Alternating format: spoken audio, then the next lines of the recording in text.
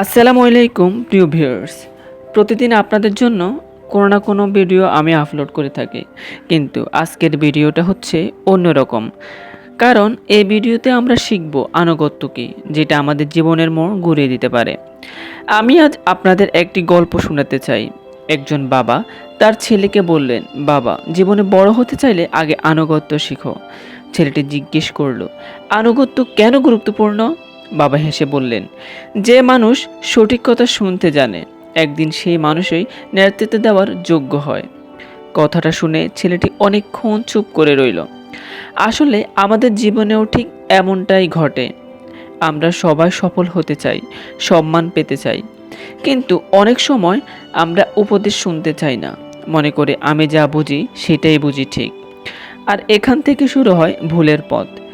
ইসলাম আমাদের শিখিয়েছে সবার আগে আল্লাহর আনুগত্য করতে হবে, তারপর রাসূল সাল্লাল্লাহু আলাইহি সাল্লামের অনুসরণ করতে হবে। বাবা মায়ের প্রতি সম্মান দেখাতে হবে এবং ন্যায়ের পথে চলতে হবে। কারণ যে আনুগত্য মানুষকে আল্লাহর কাছাকাছি নিয়ে যায়, সেটি সত্যিকারের আনুগত্য। মনে রাখবেন, আনুগত্য মানে নিজের সম্মান হারিয়ে ফেলা নয়, বরং সত্যকে গ্রহণ করার সাহসের নামই আনুগত্য। যে মানুষ ভুল বুঝতে পারে, তা সংশোধন করে, সে প্রকৃত শক্তিশালী হয়। আজ আমরা নিজের কাছে একটি প্রশ্ন করি, আমি কি আল্লাহর আদেশ মেনে চলছি? আমি কি বাবা মায়ের কথা শুনছি?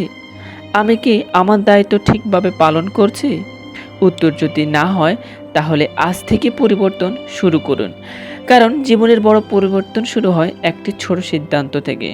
শেষে একটি কথাই বলবো, মানুষের প্রশংসা একদিন শেষ হয়ে যাবে, কিন্তু আল্লাহর সন্তুষ্টি চিরস্থায়ী।